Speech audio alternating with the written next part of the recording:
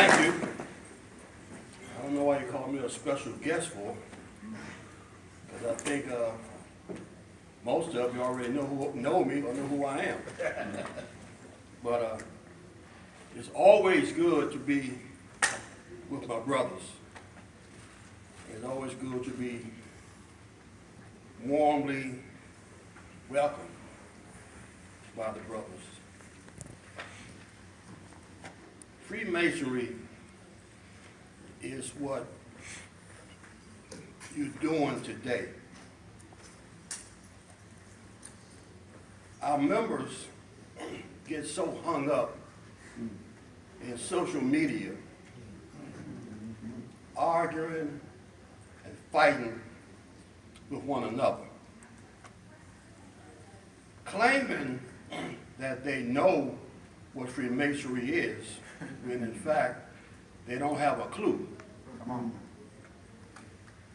And that destroys it for us as a people.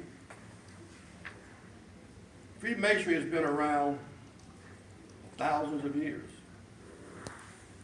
If you're familiar with Rega's poem, where England says Masonry came out of Egypt. But then they put out a revised version of the Rega's poem. And they took that line out of it. Now ask yourself why. They want you to know. Thank you. Because they don't want you to know what Masonry is really about. That's right. When we go into our Blue Lodge, all we hear is, and you've been taught, or was taught, that, oh, we go back to King Solomon's temple, and we thought that was the greatest thing in the world. You talk about 1717, but it has Masonry.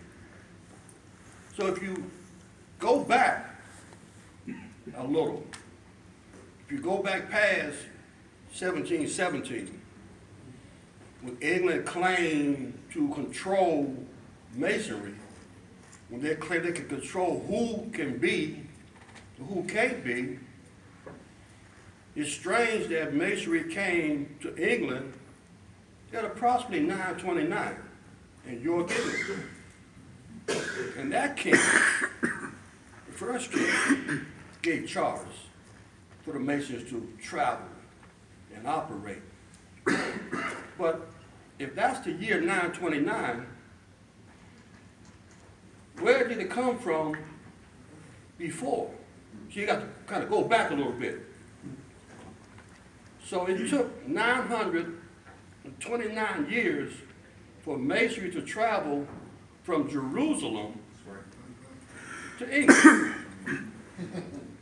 Okay, when they crucified Jesus Christ. That's when the brothers got together and they left. But when did it get to Jerusalem? Well, it got to that land before there was a Jerusalem, when it was called Canaan. Okay? If you can follow me just for a minute here. So who came to Canaan? The Hebrews, when they left out of Egypt. So when they left out of Egypt, they took the teachings of Masonry with them. And they were led by Moses. Now Moses, as you know, was taught and raised as an Egyptian priest. He was taught the Egyptian mysteries. He was taught fitted metallurgic masonry that is still used today to build huge structures. The masonry that was used to build the pyramids, they had to figure out how to build a foundation to hold that much weight.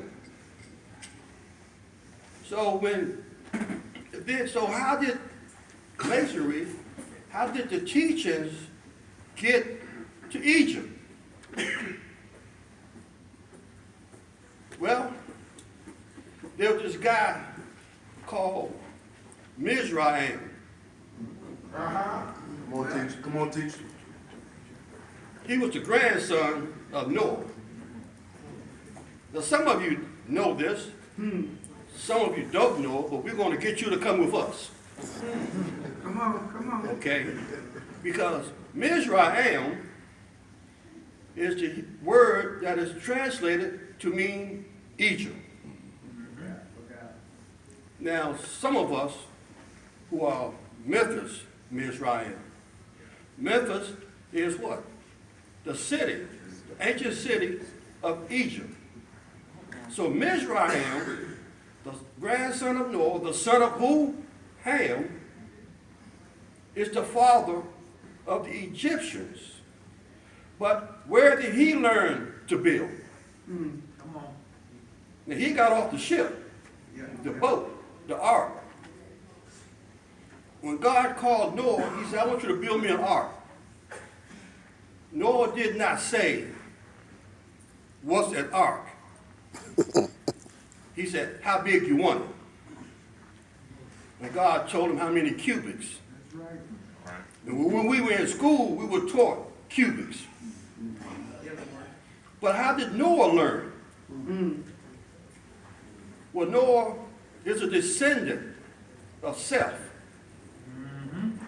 And Seth is the first stonemason. Okay? Because when Adam, his father, got put out of the Garden of Eden, Adam asked for a place to pray to God.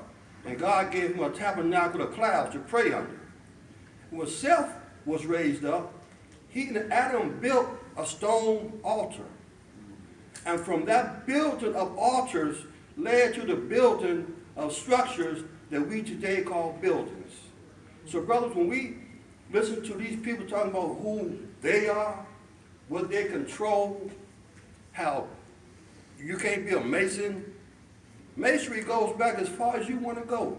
So we can go back to Seth, the stonemason, and come to Noah, come to his grandson, Mizraim, come from Egypt. So when England said, race that out of the biggest form, we're going to take away their history. But we're here to keep our history. All right. All right.